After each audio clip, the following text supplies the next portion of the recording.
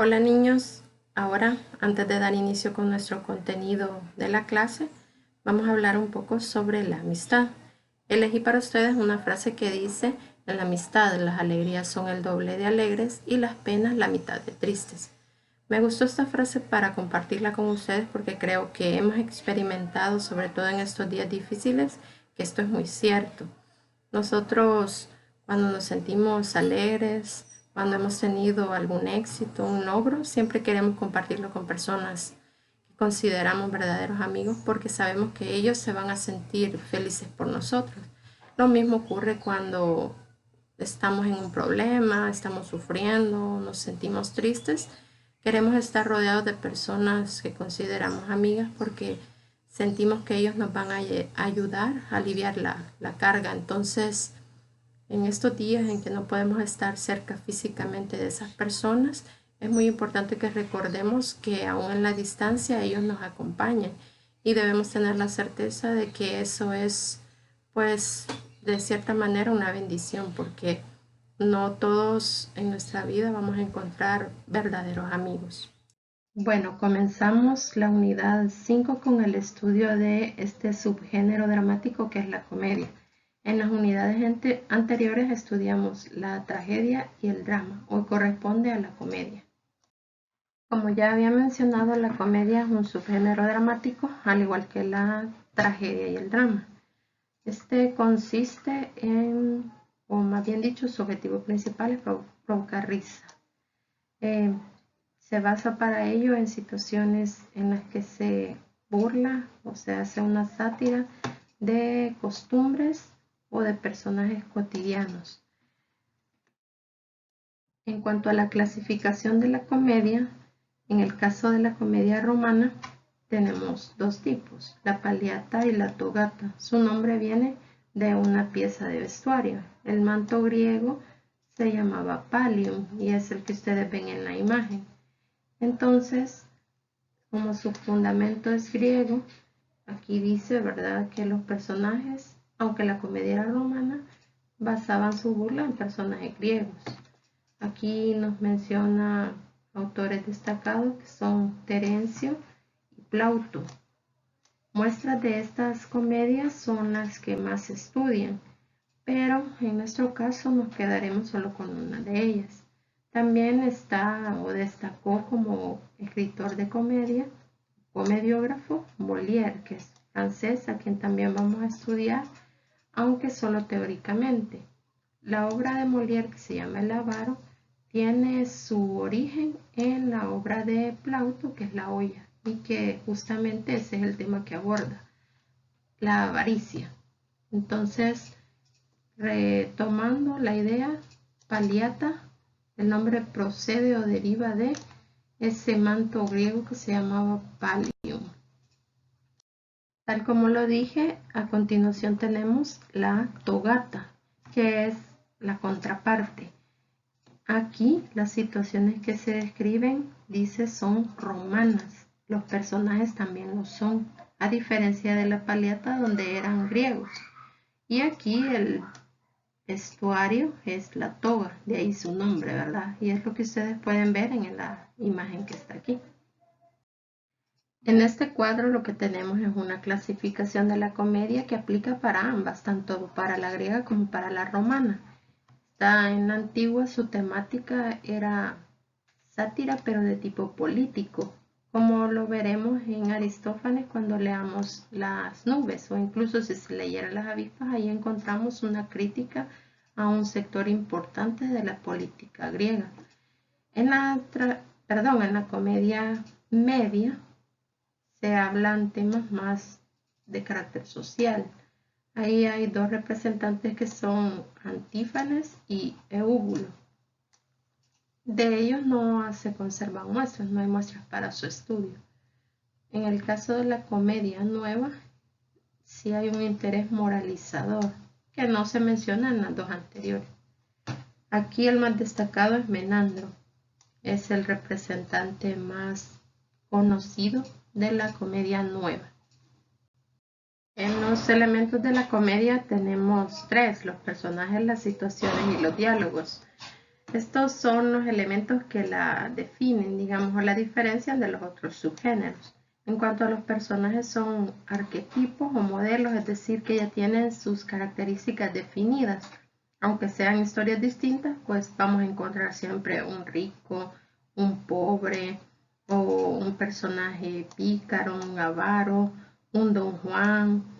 Esto es muy común dentro de las comedias. En las situaciones, el conflicto suele generarse porque el protagonista carece de virtud, es decir, que aquí no vamos a encontrar un héroe como teníamos en la tragedia. En cuanto a los diálogos, lo que pretenden es hacer reír al lector o espectador. Entonces presentan situaciones que pueden parecer inverosímiles, pero el propósito es ese, hacer reír al público. Bien, en el siguiente cuadro tenemos las características de la comedia, en el que notarán que hay algunas reiteraciones, es decir, volvemos al punto de que la comedia lo que busca es hacer reír al público. ¿Cómo lo hace? A través de la descripción de sucesos cotidianos, algo que ocurre en la vida diaria. Hay crítica a los vicios del ser humano o a los defectos de la sociedad. La avaricia, por ejemplo, como ya habíamos dicho, ese es un defecto, entonces se exagera ese defecto y a partir de eso se provoca una temática risible, como dice aquí. También vemos que nos habla de errores, equivocaciones o incluso torpezas de las personas y eso es lo que provoca la risa. Se exagera esa situación y a partir de ahí se busca hacer reír al público. En cuanto al protagonista, ya lo habíamos citado, que no es un héroe. En la tragedia, si recordamos, el personaje luchaba contra un destino adverso y eso provocaba una reflexión. En este caso no. El protagonista incluso llega a ser un personaje lleno de vicios y defectos. No es alguien digno de ser imitado como en la tragedia. Aquí nos repite lo del pícaro, el charlatán, que eran los arquetipos o modelos en los que se fundamentan estos personajes. Como dice aquí, el fin último es la hilaridad, ¿verdad? A partir de, otra vez, nos habla de defectos humanos. Al final sí conduce a una reflexión, pero no es una reflexión directa, sino que de manera indirecta, o incluso podría ser subjetiva, porque cada quien lo interpreta de acuerdo a su forma de ser. Esta reflexión que quiere transmitir la comedia. No es el objetivo principal la reflexión. Aquí nos habla sobre el conflicto dramático del protagonista, que dice que es consigo mismo, es decir, con sus propias limitaciones o defectos. Y encontramos una sociedad que lo menosprecia. Al final, como dice la última característica, la fuerza opuesta al protagonista es él mismo, su actitud reprochable, sus debilidades. Y por eso es que a pesar de que al final es feliz, pues sus actitudes no son recompensadas, porque como ya decíamos, ha actuado de manera equivocada, entonces no puede recibir una recompensa, pero tampoco recibe un castigo y de ahí que el final sea siempre feliz. Tenemos a continuación otra clasificación de la comedia, ahora según el periodo histórico y no según el lugar. Aquí hablamos de comedia clásica y en la siguiente hablaremos de comedia neoclásica. La clásica, su origen es en Grecia, en los siglos 5 y 6 a.C. Ya hemos hablado de por qué aparecen así los siglos, ¿verdad?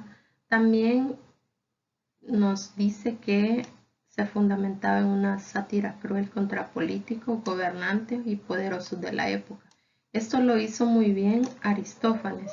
Ya lo veremos al leer y analizar Las nubes, cómo este escritor critica duramente a los filósofos, a los jueces, que es lo que nos dice también a continuación la característica de la comedia clásica acerca de que los personajes a los que se ridiculizan aparecen con su propio nombre.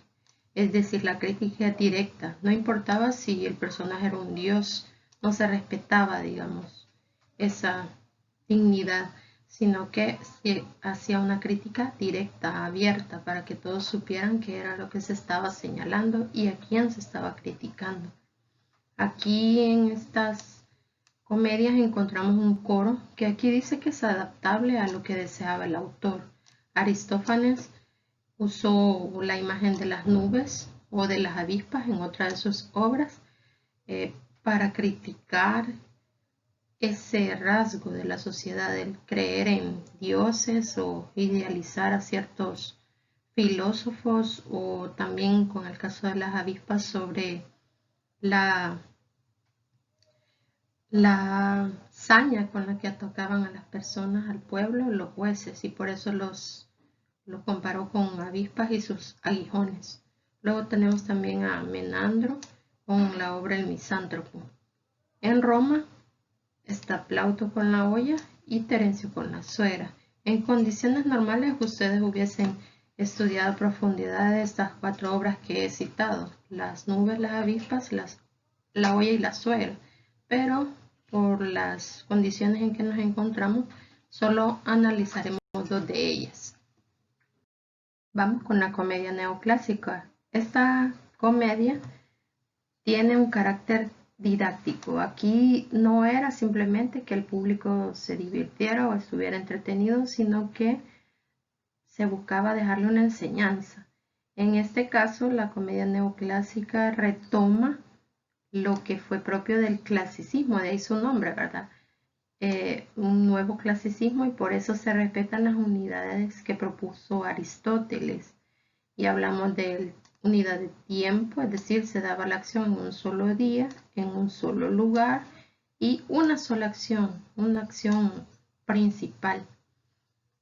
La manifestación más importante de la comedia neoclásica se da en Francia, con estos 3 escritores, Racine, Corneille y Molière, Molière siendo el más destacado de los 3, que hizo de sus comedias un modelo de sátira de las debilidades humanas. Ya les había mencionado el avaro, que es una, digamos, versión moderna de lo que es la historia de la olla. En el caso de España, tenemos una obra que creo que algunos de ustedes ya conocen, que es El sí de las niñas. Aquí se hace una crítica a través de lo que nos cuenta Fernández de Moratín a las costumbres o a la educación severa que recibían las mujeres en esa época. Si se recuerdan, nos habla también de matrimonios arreglados. Entonces, la comedia neoclásica sí busca dejar una enseñanza, aparte de hacer reír al público, busca dejar una enseñanza. Vamos a ir finalizando con un poco acerca de los 2 representantes más destacados de la comedia. En el caso de la comedia clásica hablamos de Aristófanes. Como ya se dijo acerca de él, que criticó a personajes importantes de su época. No tuvo miedo de señalar los defectos o los errores que cometían estos personajes. Yo sé que en la actualidad es muy común que la gente en las redes sociales se burle de un político, de cualquier representante público, y que pues no traiga mayores consecuencias, pero estamos hablando de hace muchos siglos, cuando esto sí representaba cierto riesgo incluso para la vida de los escritores o de los dramaturgos. Entonces sí fue muy arriesgado que él tuviera esa actitud irónica y atrevida para señalar o reprochar la actitud inapropiada que tenían algunos personajes en su época. Aquí tenemos algunas de sus obras. Como dice, escribió muchas, pero se conservan pocas. Escribió 44, se conservan 11. Está Las nubes, que ya mencionamos, en la que se critica el filósofo Sócrates, se critica su método de enseñanza. Las avispas es una crítica al sistema judicial. También se criticó las creencias o las utopías sociales en la obra Lisístrata, y en las asambleas de mujeres se criticó a los reformistas. Entonces este dramaturgo griego Fue muy audaz porque no le dio miedo enfrentarse a los poderosos de su época. Finalmente tenemos a Molière, que es un dramaturgo francés cuyo nombre real es Jean-Baptiste Poquelin, pero que adoptó el seudónimo de Molière para no avergonzar a su familia, porque en aquella época no era algo digno dedicarse al teatro. Entonces, a pesar de haber estudiado Derecho, no ejerció esa profesión, sino que fundó su propia compañía de teatro en la que también, aparte de escribir y dirigir, actuó. Sus obras más destacadas encontramos Las Preciosas Ridículas, El Enfermo Imaginario, El Médico a Palos, que son obras en las que hace una burla a ese sector de profesionales que se dedican a la medicina. Destacó por hacer obras en las que se burlaba de las debilidades humanas. Con esto concluimos el contenido, abrimos el espacio para preguntas y respuestas.